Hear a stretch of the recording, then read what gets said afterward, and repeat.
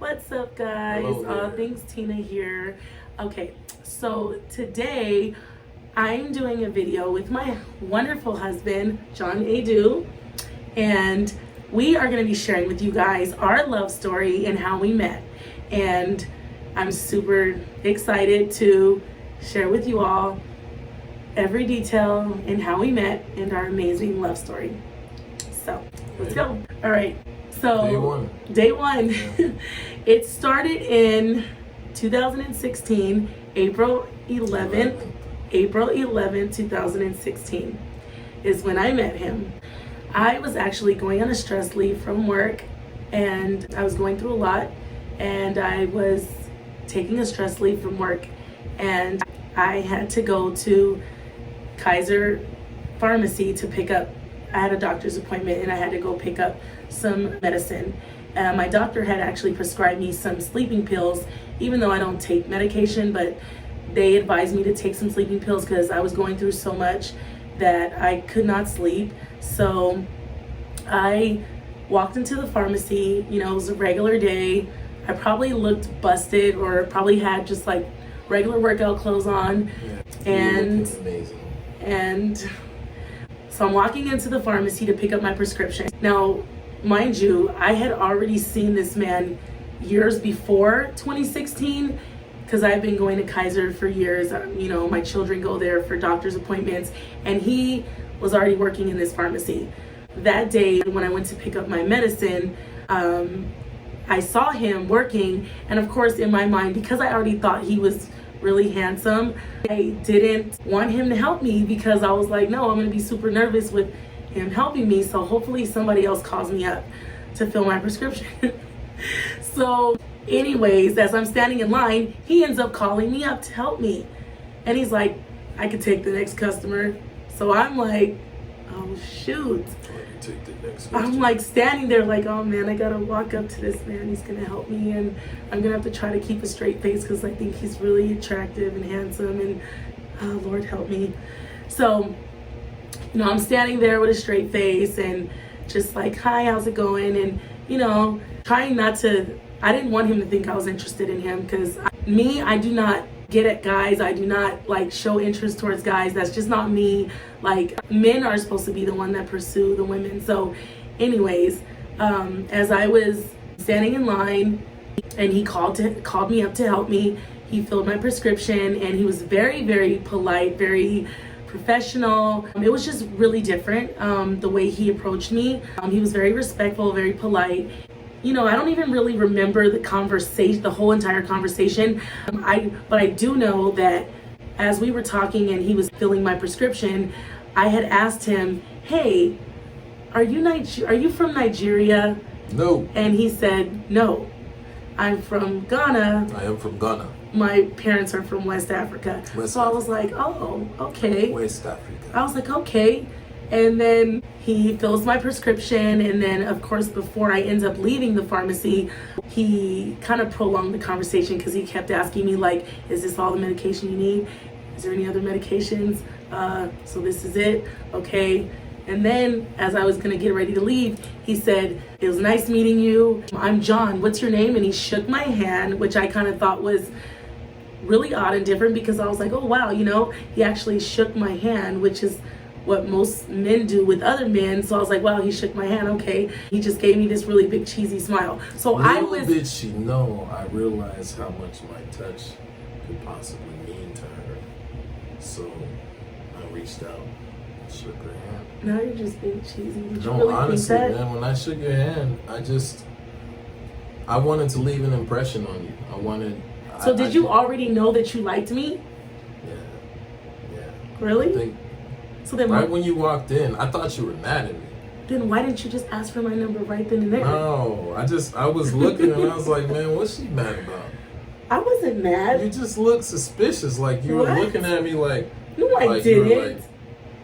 No, I did not. He's making that up. Maybe he's mistaking me for somebody else. Okay. So, anyways. So I tell her, it was a pleasure to meet you. My name's John, and have a good day. After he shook my hand, I walked out of the pharmacy just with a really big smile on my face, like kind of just like, wow, he you know, this man really left like a certain impression on me because he was different from, you know, most guys that I've ever encountered. So of course I was already interested at that point, but I was too afraid to walk back in and tell him that I thought he was attractive. Can we exchange numbers? I was just like, that's just not me. Like, how am I supposed to go back in there and say this when I'm the woman? Like, that's his job. But then I was like, well, he's at work, so how is he gonna come out and catch me? And like, and then I was thinking, well, what if he's in a relationship? Because I was like, well, I know he's definitely not married because he doesn't have a wedding ring on. Looked at me, and the way he looked at me and shook my hand, if you were married, you wouldn't have been flirt with me the way you did. So that's how I knew he wasn't married, was because the way he approached me and smiled at me and talked to me, it was like something of someone that was single. So that was my cue and my green light to say, okay, maybe it's safe to talk to him. So as you guys aren't going to believe what happens next. So as I left the pharmacy, I literally was like walking back and forth in the Kaiser parking lot because I kept trying to figure out if I wanted to go back in and give him my number. So I kept telling myself, well, if I leave, maybe I'm gonna like never get a chance to talk to him. And then I was like, well, no, I just want to go back in there. So I didn't end up going back in the pharmacy. So I ended up literally walking around Kaiser for the next, like, I think it was like 2 hours. I ended up walking around Kaiser and just kind of acting like I needed something else, whether it was my blood drawn or I needed to be there for another reason. So then I ended up leaving upstairs and walking around and then coming back down outside to the parking lot again. And right when I walked outside of the building again, I guess he was coming back from his lunch break because I saw his car. He was blasting some rap music and waiting for a parking spot.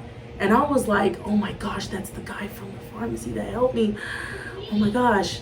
And I literally was like super nervous, and then I didn't even go up to his car to say anything, but I didn't want him to see me either because I didn't want him to think I was stalking him or anything. I saw her then. You didn't see me. No, you didn't see me because you were looking directly at the steering wheel direction because you were looking for a parking spot. So he did not see me. He did not see me. So she was standing behind the palm tree. I was not standing behind a palm tree. That's not what happened. He didn't see me. So however, moving on, I saw him, and then of course I basically like waited until he parked, and I didn't even know where he parked. So what I did was when I saw his car, I went back into Kaiser and waited for him to park his car so that he didn't think I was stalking him. So then when I went back out into the parking lot, he had already parked and gone back into work. So I did not catch the maker model of his vehicle. So I I take that back. I do remember looking at the car and I said, okay, he was driving a silver Nissan Sentra. So I was like, okay, I'll remember that car. So I came back out and I started looking in the parking lot for his silver Nissan Sentra. Can you guys believe there was 5 silver Nissan Sentras in the parking lot, parked all in the same vicinity where he was parked at? So I literally was like going on a wild goose hunt or chase to figure out which car was his. So I was like, oh my goodness, you're gonna have to look inside the car and try to figure out which one is his car.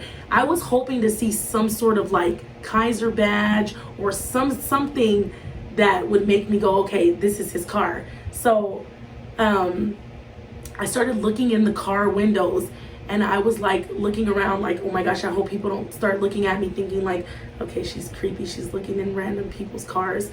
I ended up looking in one of the cars, and I think the second car I looked in, it had a basketball in the back seat on the floor.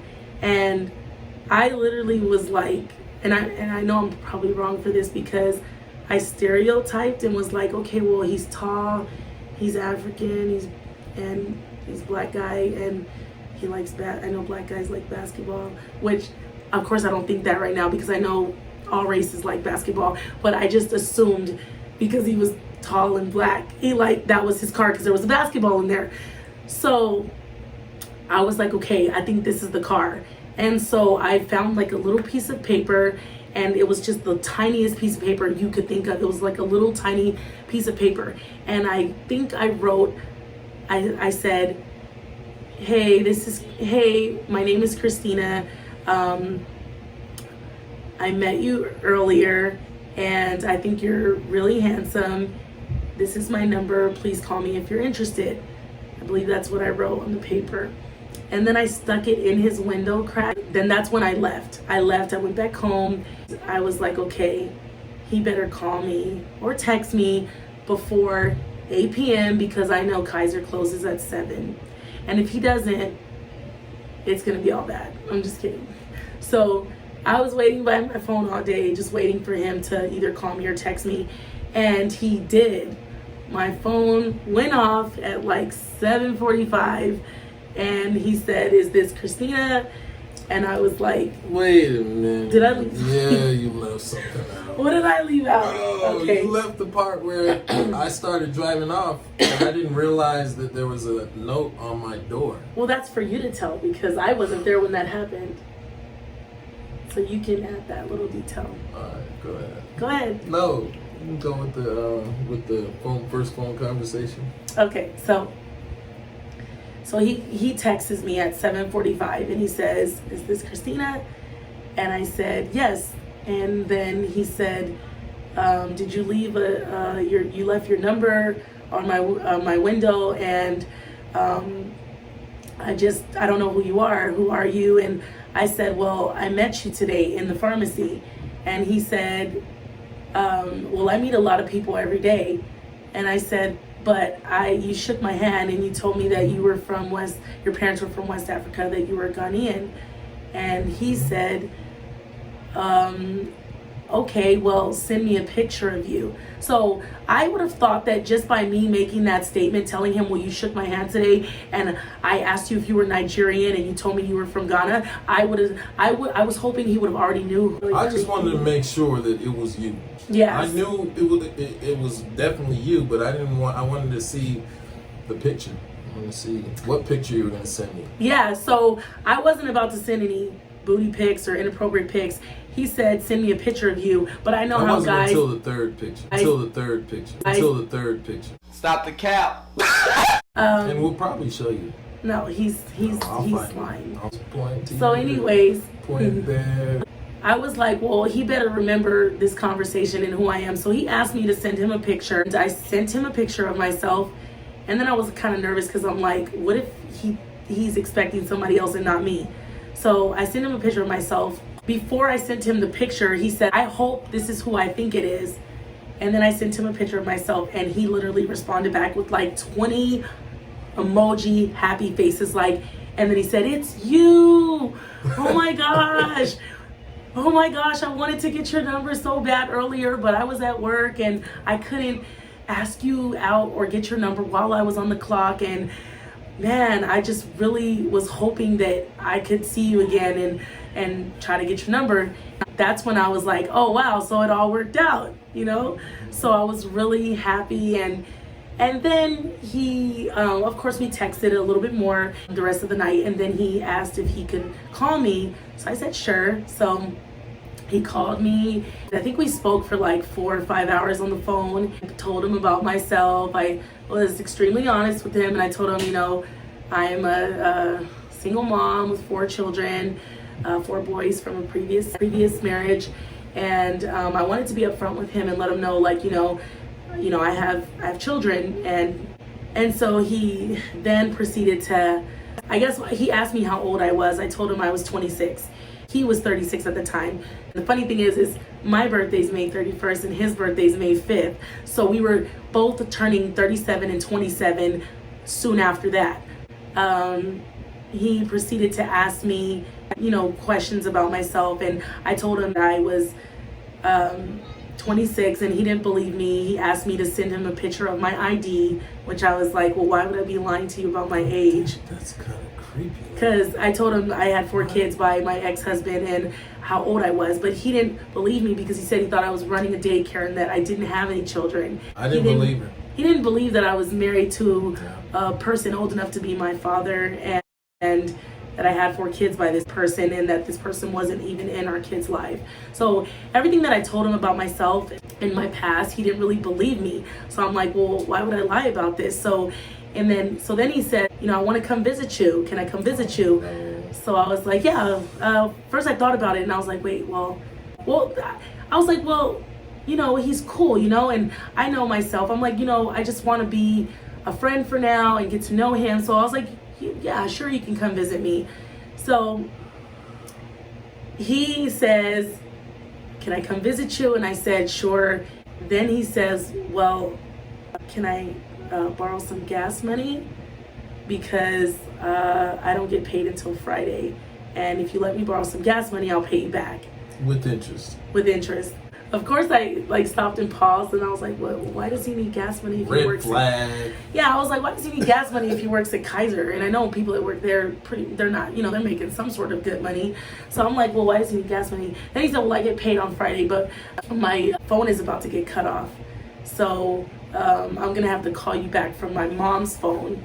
Because he was staying with his mom, so he's like, "I'm gonna have to call you back from my mom's house phone because my phone is about to get cut off, and I won't be able to pay my bill until payday." So he asked me for the gas money. I told him okay. He wrote down the directions to my apartment and he came to visit me. Of course, I was like super nervous and just, oh my goodness, I was just super nervous, like, oh my gosh, okay, he's gonna come visit me. But at the same time, I was really excited because I was like, you know, after having a like 4-hour conversation with you over the phone, I like really felt comfortable with you because I was like, wow, he's like a really cool person. Did I come that same night? Yeah, you came that same night. Sure. The same night that we had the phone conversation. Are you serious? Yeah. Or maybe it was the next day. Yeah. Wait, no, my phone was already off. You text me from your cell phone. When you texted me, you had texted me from your cell phone, but you had told me that your cell phone was about to get cut off. At midnight. Yeah, because... And after that, we were still on the phone talking, but I called you from my mother's phone. Yeah. So the first night, I didn't go over there. I went to visit. The next day. Yeah, but I thought about you the whole day. That's right. He came to visit me the next day because he called me from his mom's house phone and he had to write down the directions to my apartment and figure out how to find my apartment because he didn't have a phone to use Google Maps or Waze or anything. So that was oh my deal goodness. in itself. I was driving in circles and circles and she saw me and I couldn't see anything. I followed the directions to the T and got to the corner and for the life of me did not see her. But the funny thing is because I remembered him for playing loud, blasting rap music in the parking lot, that I actually heard the how I knew that he was in the area and he was getting lost was because I heard the blasting rap music blasting from the inside of my apartment. So I was like, was that him that just drove by? So I literally walked out of my apartment and started looking at the corner of the street and I saw him drive past my apartment and I was like, oh my gosh, he just drove right past me. And it was dark. So I was like, well, hopefully he can, there was no street lights either. So I was like, hopefully he can turn around and come back down. And I was like, oh my gosh, I have no way of calling him. So then I literally stood at the corner and I was like, okay, he's probably gonna make a U-turn, so I'm gonna just flag him down. So I stayed there at the corner. He ended up coming back down the street and I flagged him down and that's when he found me. And then he parked and he got out of the car and had the biggest, cheesiest smile on his face like he had just hit the lottery. Okay. Which he did. You did hit the lottery. I hit the lottery. Okay. So he had the biggest, cheesiest smile on his face and then he like gave me the biggest, tightest hug and like kind of picked me up and then he kissed me on my forehead and I was like, oh my gosh, did this man just kiss me on my forehead? I thought that was the most beautiful thing ever. And he was just very embracive and sweet and I was like so drawn to him, like, oh my gosh. Like, I don't know, I had never met anybody like him. I was just like super excited that night to just get to know him and I invited him to my apartment and you know, we got to know each other and we talked and it was literally like love at first sight. And I used to never like, I don't know, like people talk about, you know, love at first sight and I just didn't know that you could like fall in love with somebody the first day after like meeting them and not having like not getting to know that person. But it really was love at first sight. And we, you know, got to know each other that night, and then from that day forward, he literally like never left my side. Like he literally like came back the next day to visit me, and the next day and the next day. Like, and the thing is his job was literally like 5 minutes away from where I lived. I was like, okay, he's really gonna be coming over here all the time. Lunch breaks. Yeah, and he did. He literally came on his lunch breaks to visit me. He came after work. We literally spent so much time together, and it was awesome. It was awesome and amazing, especially the first night. Like, we hit it off. I wasn't trying to get at her, like in terms of have something intimate happen that night. It was more organic. We talked. We watched movies. We watched Hidden Colors 3. That's one of those things. So shout out to Tariq Nasheed. And man, it was a nice night. We just talked, and it felt like she was my best friend. Like, I felt like I knew her for all my life. I wasn't afraid to tell her anything, or I wasn't really ashamed of my past. And that part of our relationship has only grown because she is who she is. Like, she was straight up with me, and I was straight up with her. It made me not want to take a chance on losing her. Yeah, I tried to put my best foot forward. You know, when we go on a first date, or when we spend time with somebody. Boring. For the first time alone, it's sometimes nerve-wracking, but this time it wasn't.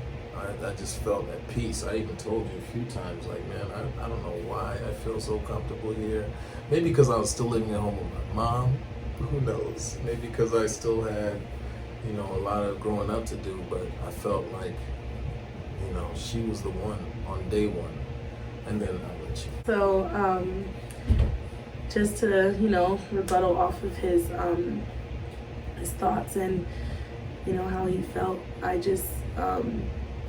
I felt the same way. And then it got a little bit more complicated, because after I knew that I was like, into him and we were feeling each other in that way, like, the next thing I was like, I just got super nervous, because I was like, okay, I have 4 kids, and how am I going to present this man to my children?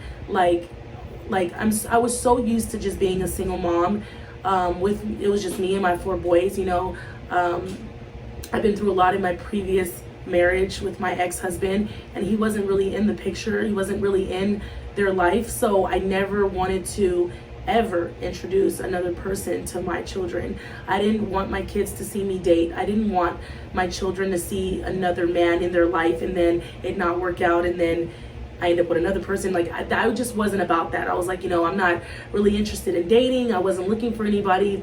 I wasn't interested in doing anything. I was all about my kids, and just focusing on, my focus was just being a mom and taking care of my kids and working and providing for them, and us serving the Lord. And God was my main focus, and being a mom was my main focus. So I had to literally figure out how I was going to present him to my kids. So there was a point in time where my sister had picked up my kids to watch them. I think she had took them for like a whole week. She had literally was like, hey, I want to give you a break. I want to spend time with my nephews. And she literally like took my kids for like a whole week, and her and my dad were watching them. So the good thing is they got to spend time with their auntie and their grandpa. And then you were still deciding whether you should introduce me to your children. Yeah, so I had that alone time to spend with him.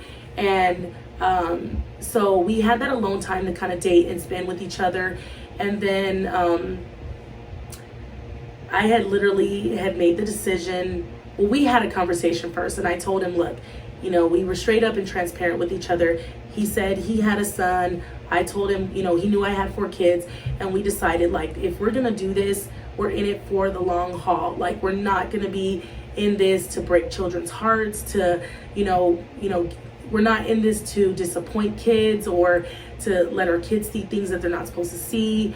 And we literally had the conversation with each other, just saying, you know, like, once we, you know, jump and, you know, into this next chapter of our life and we start sharing our life together, it's basically about us. It's about us and it's about our kids. And we're going to be a blended unit, and that's what it's going to be. There's no going back, you know. We didn't want our kids to see any type of dysfunction or anything, you know, because my husband was also previously married before as well. However, both of our relationships before did not work out. And so I was really nervous about just how I was going to bring him into my children's life. So we finally decided for our kids to meet. We didn't even talk about having any more children because I was content with the 4 kids that I had. I had had 4 C-sections, so I was actually not even looking to have any more kids because I had been through a lot with my surgeries and my pregnancies and deliveries that I wasn't really trying to have any more kids. And he's like, you know, I have a son, you have your 4 kids, it's perfect. We don't really need any more kids. But if we do decide to have that conversation and have more kids, we can cross that bridge when we need to. So we ended up, our kids ended up meeting first he met my children. My boys from the beginning just loved him. They really did. They loved him. They called him Papa John. Better pizza, Papa John's. Like the pizza. Papa John. And they loved him. You know, he did a lot for them. He was there for them. And he was a great role model and father figure to them. So I was just really concerned about how they would feel about him, but I was so happy when they adapted to him and when they just automatically just loved him. Like it was just natural. Like they just loved him, you know. I didn't have to force them or make them love him or make them accept him. And with his son, meeting his son, well, actually, he had met my kids first before I met his son. So after he met my kids and my kids loved him and he started being in their life. Met JJ before the kids met him. He met the kids first. Yes, I have a great memory. I met the kids first. He met my 4 boys first. I met the 4 boys first. He met my 4 boys first, and then because he would only get his son on the weekends, so he met the boys first, and then he was, like I said, they loved him. We were spending time together. The boys adapted to him and everything was just great, you know. So I was just really happy that my kids had accepted him as someone that I was dating. And my whole goal was just like, as a mom, I just wanted my kids to be happy, and I wanted them to just know that it's not like he was taking their place. I wanted to make sure that I wasn't taking attention away from them, but I was including them in what we were sharing. Then he had finally told me, you know, he started telling me about his son's mom and how he gets his sons on the weekends, and he had wanted me to meet his son. So I was, of course, a little nervous because I didn't know how his son was going to feel about me, and of course I wanted him to also like me and love me. So that was very nerve-wracking for me too. So around the time that I met his son, I actually didn't even have my 4 boys with me because they were again with my sister. She had came to pick them up again to take them for like another weekend. And so when I met our older son, which was John's son at the time, when I met him, it was just me and John, and he said, I want you to meet my son. He was coming to pick me up for a date, and we went to Cabazon. We were going to Cabazon for our date. I was totally fine with it. I wasn't like, oh, you know, it has to be you and me, and why are you bringing him? I was like totally fine with him bringing his son. I was like, hey, it's a date with the 3 of us. That's awesome. So he had his son come and ring the doorbell, and I literally felt like cracking up laughing because that's crazy. We were have a picture of this. Because we were literally the same height. Yeah. And his son was 11 at the time when I met him. and he's 16 now. So we were the same height, and I was just like, I was literally looking at him like this, like, oh my gosh, we're the same height. How can I, you know what I'm saying? So it was almost like he's supposed to be looking at me like a mother figure, but I'm the same height as him. So anyways, I just thought it was funny. And he was so cute. He gave me a hug, and his dad was like, John was like, John, give her a hug and talk and say something to her. And he was just kind of like, okay, you know, hi. He gave me a hug, and he was really, really sweet. And just, I mean, I was just automatically drawn to his son. Like, I was so happy to just meet him and know him, and you know, and we ended up going to Cabazon and you know, just walking around, enjoying things, enjoying the scenery, and going in different stores. And yeah, and the whole day I was just kind of irritated because I was hungry. So I felt like we didn't even eat that day. I don't know. And then I ended up having an amazing conversation with, his son. And we were talking, going in like different stores, and he was telling me, you know, I think these earrings would look nice on you, and I think this purse would look nice on you. And I thought that was the cutest thing. And we just had an awesome conversation, and we were really like vibing, like I was like, wow, this is the best conversation that I had with a child. Like, he was so cute and mature, and just, you know, like, I just really loved him right off the bat at first sight as well. So I was excited for him to meet the boys and for us to just blend our families and just to be one big family. And I was so happy. So of course, after that, you know, he ended up meeting our boys, and everything was great. We were just like this one big family, and doing little going places, doing things together, and pictures, and sunsets, and everything Pharaoh's was Lost amazing. Kingdom, and just doing things that a family would do. I literally felt like I was on cloud nine. Like, for the first time in my life, I was like super happy with someone, and I was glad that my kids were happy. I was glad that we were just, everyone was just enjoying each other. The kids were having fun. We took them to Splash Kingdom. We took them to did so many things with our kids. And then, of course, things took a turn for the worse. I don't like to look at it as things taking a turn for the worse, because in life, there's a lot of things that you can look at. You can really look at it and reflect and take it as a lesson. Boring. So, in terms of how we met, it was beautiful. In terms of how we dealt with adversity in our relationship, I believe it was beautiful because there have been so many blessings along the way. You'll never realize how your story or sharing your story can help impact others in a positive way, how it could just inspire others. And that's why we want to share our story. Don't forget to like as well. I'm sorry to cut you off. Boy, if you don't get... So was there anything else that was significant about how we met early on in our relationship?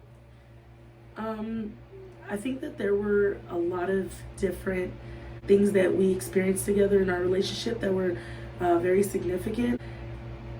I mean, I guess all I could really say, just to kind of like sum like our up first date, like not the first time we hung out, but like the movies, or when we first hung out with our children.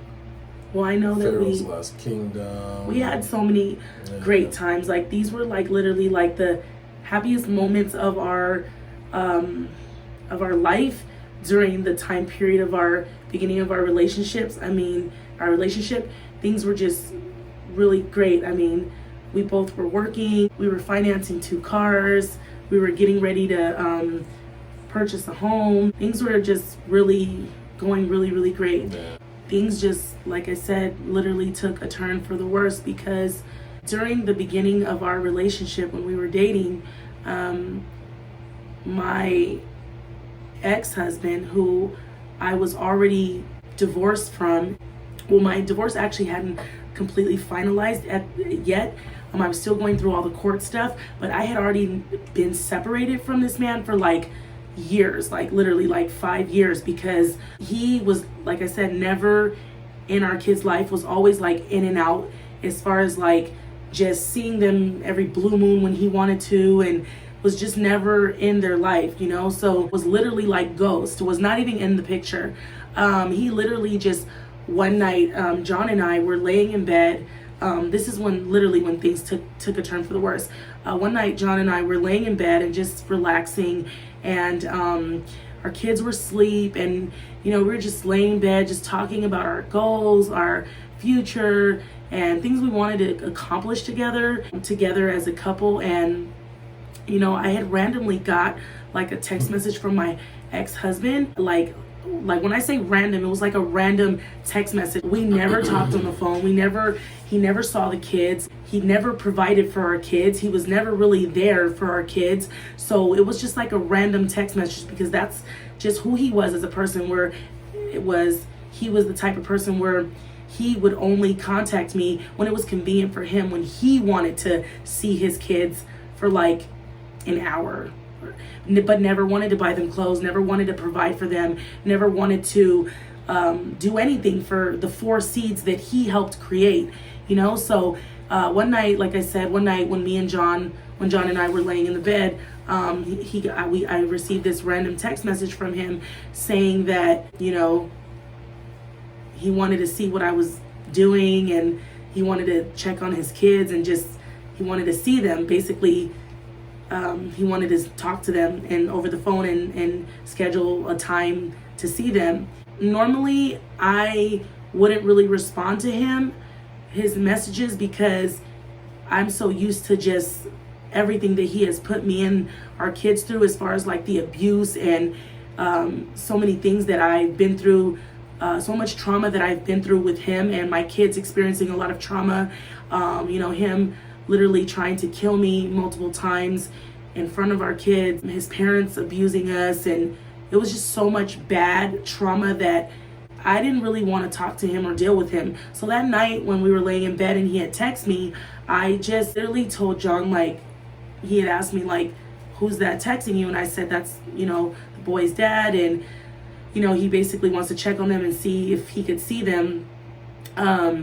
And then, of course, John just blew up and got mad. Like, he was, like, just mad. He just said, oh, give me the phone. I want to, let me text him back. And I'm, like, literally at this point, I'm just like, John, no, you don't know who he is as a person and how crazy he is, as far as, like, when I say crazy, I'm talking about, like, mentally ill crazy. I'm talking about a narcissist crazy, sick person. I told John, don't text him. It's not worth it. Don't even respond to him. You're just going to open up a can of worms that you just don't want to open up. I don't want to deal with that, but of course he was very stubborn. He did not want to listen to me, when I told him not to text him. So he basically just kind of snatched my phone out of my hand and just literally was like, no, I'm texting him and I'm going to tell him how I feel. So he basically texted my ex-husband and said, stop calling my girl. We don't want anything to do with you. You're disturbing our night, and our kids are in bed sleeping. It's late. You should not be contacting my woman. And he was so firm with it like that, really, and I mean, I'm not going to lie. It kind of turned me on.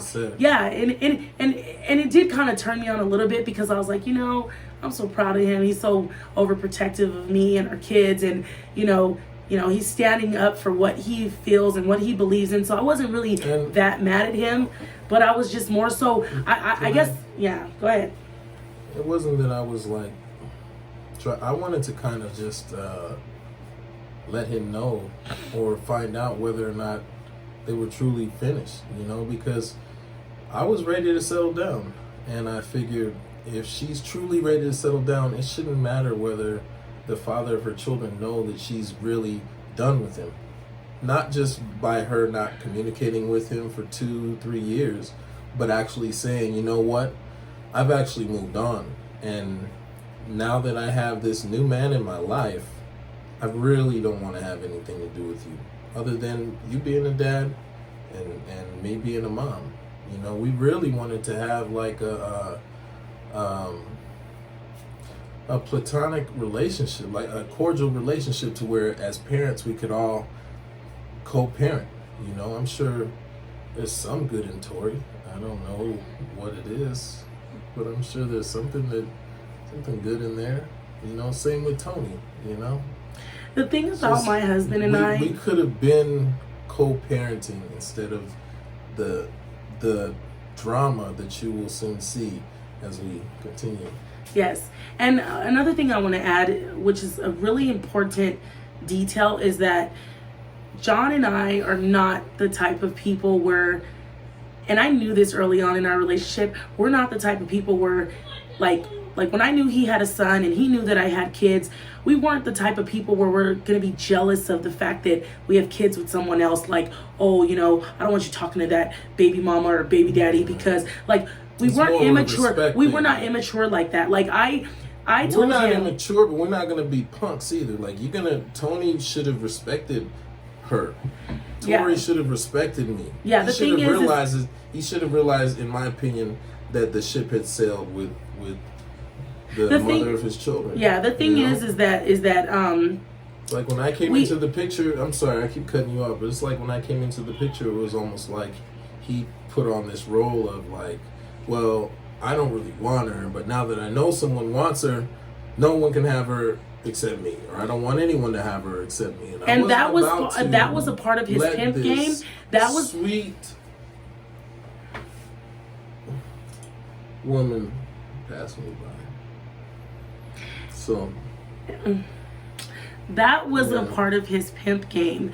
My ex-husband's pimp game is because he used to literally tell me during our marriage, he literally used to say like, and I'm literally going to imitate this man. Like, this is exactly how he sounded when he used to talk to me. He literally used to say stuff to me like, oh, I can get a woman faster than you can get fries at McDonald's. Keep on talking and I'm going to leave you and these kids and you ain't going to have nobody. You ain't going to have nobody. Like, ain't nobody going to want you with no 4 kids or no stretch marks. Ain't nobody going to want you. And don't nobody want to raise another man's kids. Yeah, that's exactly how he used to talk to me. And then in the same sentence, he would start quoting scriptures and saying how he was filled with the Holy Ghost. And it was literally like so disgusting to me because it was so disgusting to me because, like I said, this man literally used to literally used to say to me like, I don't want you, but I don't want nobody else. I don't want you dating anybody else. I don't want you to ever be with anybody else. He used to tell me, you know, like even if I divorce you like I really want to, I still don't want you moving on with my kids because I don't want another man in my kid's life. Like, that to me is some narcissistic behavior. It's mental illness. It's, bro, you literally have serious loose screws up here. Like, for you to literally like try to psychologically and mentally abuse someone and control them. And the thing is that this man was a lot older than me. He had, like I said, when I was being born, he was 25 years old when I was coming out of my mother's womb. So if you literally think of it like that, that's pretty gross. And the fact that I'm just now, things are starting to really come to light to me. Now that I'm 31 years old, things are really just starting to make sense and come to light to me. Like, wow, I can't believe that this happened to me at such a young age. And it took me this long to come out of it. Mental health is really serious, you guys. Mental health is really serious. I mean, it is, to be sane, and sanity is priceless. Mental health really is serious. Yeah. Like I was saying, like, you know, mental health is really, really serious. You know, we have to constantly, every time we wake up in the morning, just thank God for being, for him keeping us in our right mind and keeping us sane and keeping us focused on positivity and not focusing on the negative and stuff. But to go back to what I was saying, as far as after John had texted my ex, that's when right after he sent the text message when I didn't want him to, that's when I literally started getting anxiety and I started getting scared. I started getting nervous because I had already knew what I've been through with this man for 12 years. And it literally, I was just all of the abuse and trauma started coming back. Like, okay, you know, I don't know what this man is. He's liable to do anything, you know. He's crazy. And right after John sent that text, he started calling me and blowing my phone up. I'm not sure. Did you answer the phone and talk to him? No, you didn't. Yeah, I had told Talked John. to him the next Oh, day yeah. when we took the kids to Farrell's last game. Okay, no, because the next morning he bashed up the car. So this is exactly what happened. So John didn't. So I talked to him after he bashed up my car? Yeah.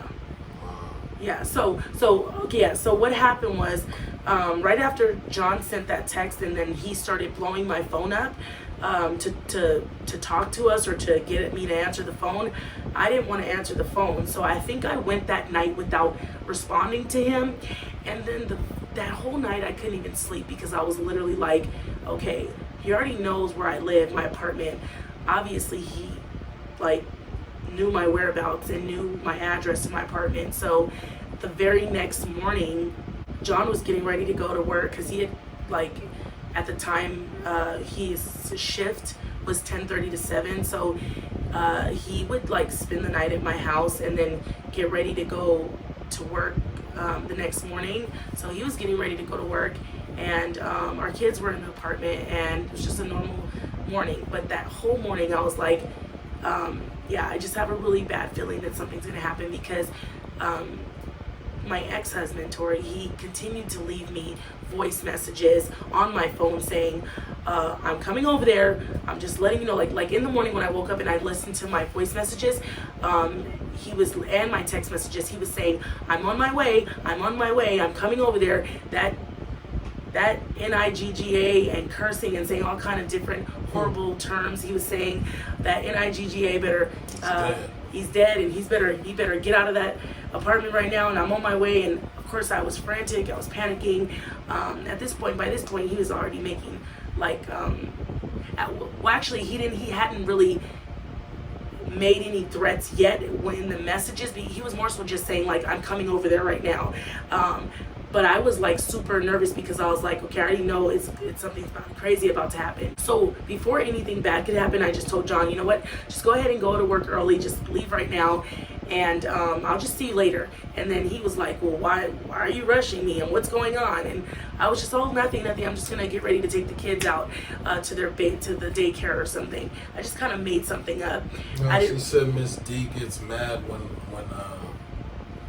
something. I was like, man, no, they Miss weren't D. actually at Miss D's. They were with the other lady. Yeah, It wasn't Miss D, John.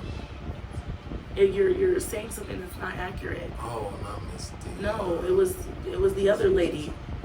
No, it wasn't. Yeah, no. Yeah. So anyways, I was getting ready to. I just made something up and said I was getting ready to take the kids to their daycare provider, and I wanted John to hurry up and just kind of leave and go to work. And he was like, he had already knew that something wasn't right, so he refused to kind of leave like I told him to.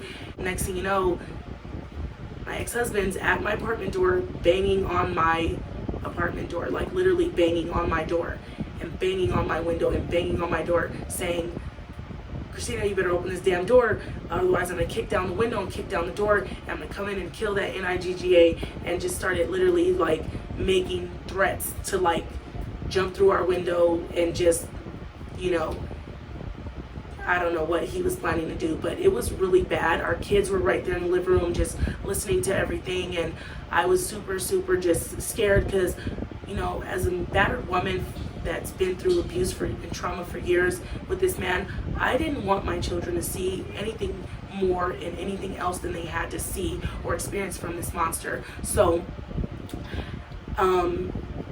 I was actually going to call the police right at that very moment, but for some reason I couldn't find my phone, and my focus was literally just trying to calm my kids down and be next to my children because they were really scared, they were really traumatized, they didn't know what was going on. And then you know, John decided to open the door when I told him not to. He opened the door but left the screen gate closed. No, that's not when I told you don't open the door. Don't even open the entry that's door. right. And then he threatened to like Oh, throw a jump rock through the window. he was gonna throw a rock through the window. I was like, let him throw that rock through the window. Like, he's gonna pay for it. Like, you know what I mean? Like, Yeah, so that's right. So then, Yeah, but yes, then you because he open was, the door. yeah, because he was threatening to throw something through the window. I didn't want him to throw a big boulder rock through the window while our kids were in there present. So that was my fear. So I was trying to diffuse the situation. I was trying to diffuse the situation by just kind of trying to stay as calm as possible. And I basically opened the door and I just calmly just told my ex-husband, look, can you please leave? You're not welcome here. I don't know why you just popped up here. You're not seeing your kids. You haven't even been in their life. You haven't even provided for them. All you've done was abuse us, like, for years. Like, you've brought nothing good to our life outside of our children. So please leave. I'm asking you to please leave. He refused to leave, and it just got worse. He literally started threatening me, saying that if I didn't open the door, because he had saw that John's car was parked right in front of my apartment, and he had just got a brand new Nissan Sentra, so it was like brand new, and he was driving for Lyft. So my ex-husband had knew that John's car was right there, brand new, just sitting in front of my apartment. So because I didn't open the door, that's when he turned around and threatened and said, okay, you don't want to open the door, John, and come out and fight me? You don't want to come out here and get your ASS whooped? Okay, you don't want to do that? All right, I'm going to F up your car. I'm going to mess up your car. And I was literally telling him, can you please stop? Don't do this. Don't, just leave. Like, you don't have to destroy property. Can you please leave? Again, I couldn't call the police because I was trying to calm my children down. They were in the living room crying and they were frantic, and I couldn't find my cell phone. So by this point, my ex-husband already started, he picked up big boulder rocks and started smashing John's car up, and just basically, he literally totaled out his entire car. Like, he picked up the biggest boulder rocks that you can think of, like rocks this big, and just threw them at his car window, threw them at the back of the window, the front of the window. It was like, I still find glass in my trunk, and the people that fixed my car, they did the greatest job. They replaced the back window, they replaced the side windows, they vacuumed it.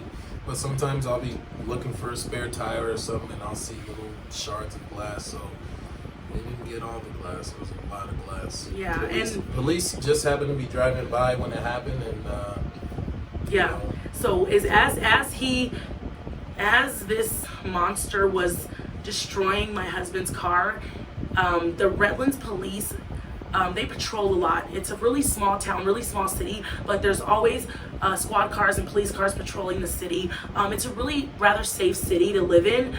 So when he was doing this, in the act of destroying my husband's vehicle, the police happened to catch him in the act, literally right as he was. So I didn't even have to call the police. My husband was getting ready. John was getting ready to dial 911. He had his phone in his hand. He's like, okay, I'm dialing 911. So John was actually already on the phone with the dispatcher, and he was getting ready to tell the dispatcher what my ex was doing to his car. But right as he was talking to the dispatcher, the Redlands police, two squad cars just already stopped in the middle of the street and saw what my ex-husband was doing to John's car, and they arrested him on the spot. And he of course was acting all crazy with the police officers, making the situation worse. He basically told a bull crap lie to the officers, and literally, guys, this is how you know this man is mentally ill crazy, because he literally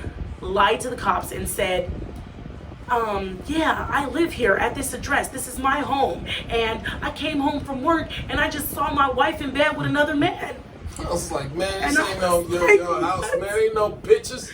Ain't no pictures up in that place, man. I don't see no pictures of you or the kids. Oh my goodness, this man is freaking crazy. I don't even want to call him a man. This monster, this narcissist is freaking crazy, because he literally lied to the police officers saying that my apartment was our home and that he was just casually coming home from work and I was in bed with another man. And I'm literally looking at the officer like, okay, please tell me you don't believe this sick, crazy lunatic. And so as they were arresting him, putting him in the squad car. The car was just sitting there. He was already handcuffed, sitting in the back. And as John and I were telling our story, our side of the story to the other officer, Tori, my ex-husband, could literally see us from the squad car, and he rolled the window down in the back. Or no, the window was already rolled down because his hands was behind his back. Yeah. So he literally poked his head out of the window and said, "Guess what, Christina? I'm quitting my job. I'm not paying child support no more. You're not gonna get no child support. I'm quitting my job." And I'm just literally just looking at him like, you never wanted to pay child support to begin with. It was hard. It's like pulling teeth trying to get that man to even financially support his children from a distance. So anyways, of course he goes to jail for 3 days. And that's just like the first incident. Yeah. You gotta hear this. And I think we just finished up with the first incident between the ex and us. There's so many layers to our relationship when it comes to how he's impacted her in her young age, how he's impacted me after meeting her, how he's impacted my family after meeting her, how he's impacted my son and his mother. There's so many layers to this. Thank you for tuning in with us today. We look forward to sharing more with you guys soon. So we'll see everyone later. Thanks for watching.